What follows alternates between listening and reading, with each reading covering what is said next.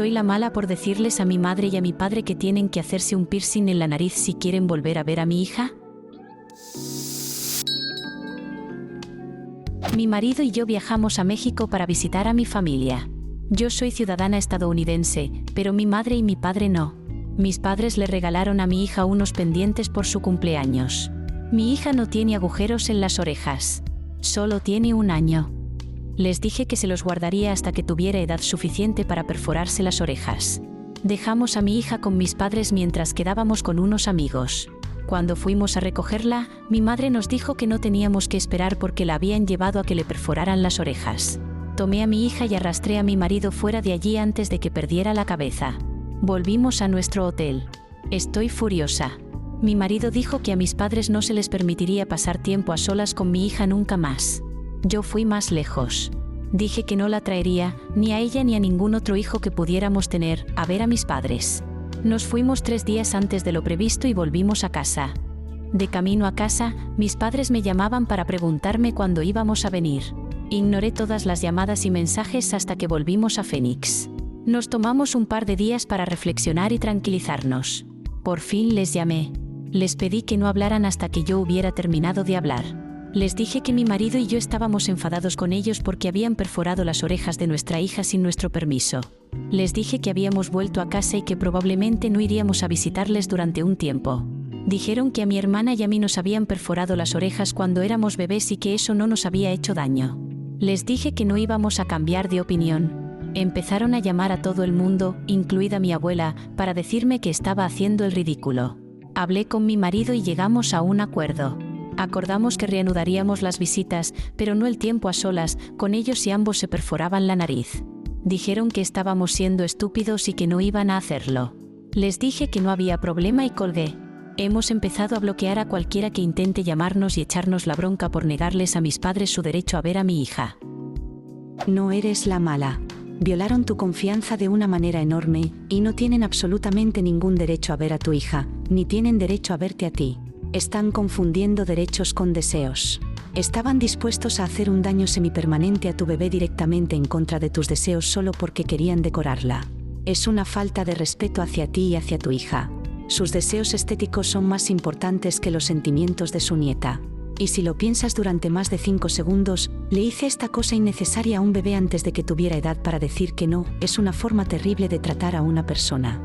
Fue muy educado por tu parte guardar el regalo de los pendientes para más adelante, hasta que fuera lo suficientemente mayor como para perforarse las orejas. Son adultos, seguro que no pensaron que eso significaba hoy más tarde. Si quieres que el piercing cierre bien, no uses agua oxigenada ni jabones antibacterianos. Aplica diariamente una solución salina sobre el piercing. Si parece que el piercing ya está infectado, no lo quites. No queremos cerrar una infección dentro del cuerpo. Te recomiendo que hables con un perforador local sobre esto, o llama a una tienda local que tenga todas sus licencias. Digo semipermanente porque no sé personalmente si esto dejará una cicatriz si o cuando el piercing se cierre. Podría ser permanente, podría desaparecer. No le digo a esta madre que le quite el pendiente porque no soy profesional en piercings y no voy a dar consejos sobre quitar piercings frescos sin ni siquiera haberlo visto. No eres la mala. Leí tu ultimátum como algo más irónico. No es que realmente esperes que se hagan un piercing en la nariz, sino que simplemente estás imponiendo un límite de 0 contacto, sabiendo que obviamente no se van a hacer un piercing. Me parece bien y justo. Lo que hicieron estuvo mal a muchos niveles. Y ya que se niegan a disculparse o asumir la responsabilidad por su enorme error de juicio, creo que cortar el contacto es apropiado. Igualmente, si eres el abuelo o la tía o el tío, entonces no haces cosas como estás a espaldas de los padres y luego esperas que vuelvan a confiar en ti. Entiendo que en algunas culturas es normal que perforen las orejas de los niños cuando son pequeños, pero si los padres dicen que no, respétalo. No eres la mala en absoluto. Yo estaría furioso. Aunque yo cambiaría el ultimátum por algo más abierto como, hasta que no me demuestres que respetas mis decisiones y mis límites, no volveremos. Así tú puedes decidir cuando estás preparada y si quieres verlos o no, en lugar de que sea una elección cosmética relativamente menor sobre la que tengan que decidir ellos. Dijeron que a mi hermana y a mí nos habían perforado las orejas cuando éramos bebés y que eso no nos había hecho daño. Esta es la misma lógica de mierda que mis padres trataron de imponerme cuando les dije que no íbamos a circuncidar a nuestro hijo. Bueno, te lo hicimos a ti y saliste bien. Yo era un maldito bebé y no podía decir que no. Hiciste esa mierda innecesaria e irreversible sin mi consentimiento informado. Lo mismo aquí. Los piercings en las orejas son un procedimiento innecesario e irreversible, aunque en su mayoría curables, que un bebé no puede aceptar o entender. ¿Soy el malo por amenazar con dejar sin casa a mi primo por unos árboles? Mi bisabuelo repartió su propiedad entre todos sus hijos cuando se jubiló. Cuando lo hizo estaba fuera de los límites de la ciudad. Mi abuela solo tuvo un hijo, mi padre, y yo soy su único nieto. Mi padre me cedió la tierra. Mi parte es la más grande.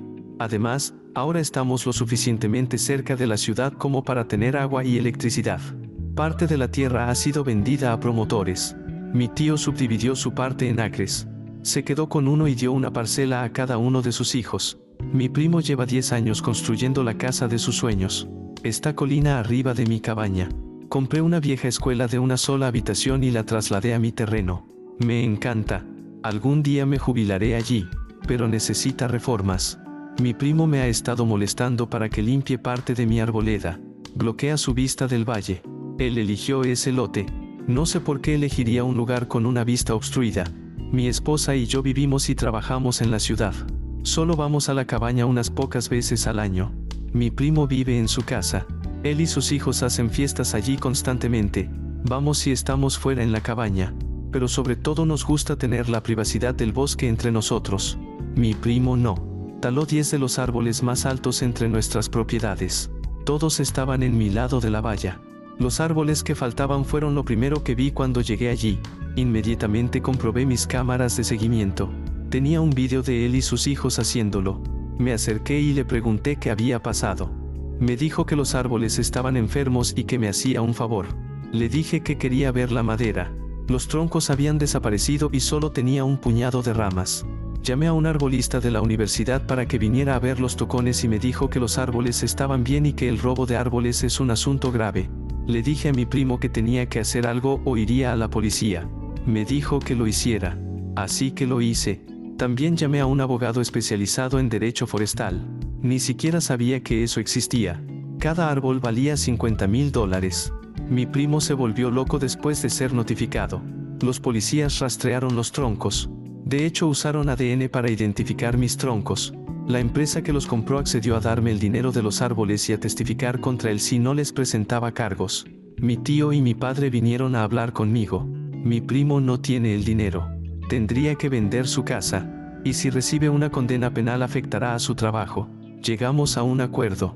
Mi tío me dio uno de sus terrenos no urbanizados y algo de dinero. Yo retiré los cargos contra mi primo. Mi familia está dividida. Por un lado robó mi propiedad. Por otro, yo acepté dinero de mi tío a cambio de no dejar a mi primo sin casa. Plantamos árboles nuevos, pero tardarán mucho en compensar a los viejos. Mis primos están furiosos porque cogí dinero que formaba parte de su herencia, pero están más enfadados con el imbécil de su hermano que conmigo. Mi padre dice que no debería haber involucrado a la ley en una disputa familiar. No eres el malo, solo porque seas de la familia no le da derecho a cambiar tu propiedad o a robar madera. Sabía que el robo de árboles era un delito. No sabía que usaban ADN para rastrear troncos. Lo manejaste como una disputa familiar cuando fuiste con el primero. Cuando te dijo que lo dejaras estar, no te quedó más remedio que manejarlo de verdad. Yo no llamaría disputa familiar a la destrucción de una propiedad valorada en $500,000. No eres el malo.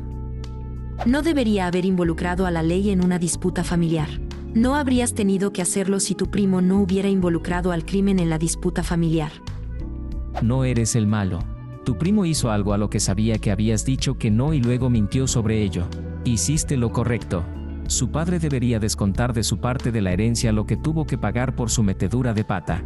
Tiene que pagar por lo que hizo de una forma u otra y no que lo pague papá.